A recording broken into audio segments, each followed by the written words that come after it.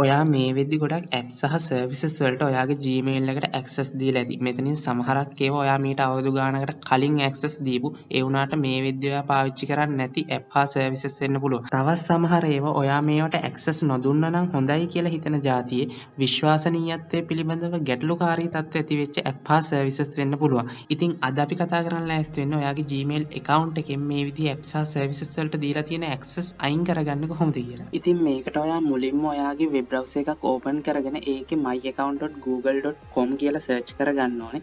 ඊට පස්සේ ඕගොල්ලන්ට මෙන්න මේ විදිහේ ඉන්ටර්ෆේස් එකක් බලා ගන්න පුළුවන්. මෙතනදී ඕගොල්ලෝ මේ විදිහේ sign in වෙලා තියෙන Google account එක පෙන්නනවා. මේ sign in වෙලා තියෙන ඔයාගේ ඕන කරන Google account එකෙන් නෙවෙයි න ะ ඔයාට පුළුවන් මෙන්න මෙතන ක්ලික් කරලා ඔයාගේ Google account එක මාරු කරගන්න. ඊට පස්සේ ඕගොල්ලන්ට මෙතන වම් පැත්තේ බලා ගන්න පුළුවන් data and privacy කියලා ඒක උඩ ක්ලික් කරන්න.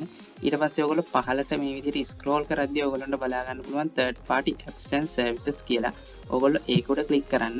දැන් ඕගොල්ලන්ට බලා ගන්න පුළුවන් ඕගොල්ලෝගේ Gmail account එක use කරලා ඕගොල්ලෝ sign in වෙලා තියෙන සහ access ලබා දීලා තියෙන apps සහ services. ඉතින් මෙතනින් ඕගොල්ලන්ට ඕගොල්ලෝගේ Gmail account එකේ access අයින් කරන්න ඕනේ app එක හෝ service එක මේ විදිහට select කරන්න. ඊට පස්සේ මේ පහලින් තියෙන delete all connections you have with කියන එක උඩ click කරලා confirm දීලා ඕගොල්ලන්ට පුළුවන් ඕගොල්ලෝගේ Gmail account එකේ මේ app එකට හෝ service එකට දීලා තියෙන access ඔක්කොම අයින් කරන්න. ඉතින් මේ කරපු දේවල් ගැන මොකක් හරි ප්‍රශ්නයක් තියෙනවා නම් ඒ ගැන පහලින් comment එකක් දාන්න. ඒත් එක්ක මේක වැදගත් වුණා නම් like එකක් දාන්න. ඔයා කැමති යාළුවන්ට මේ ගැන දැනගන්න මේ වීඩියෝ එක share කරන්න.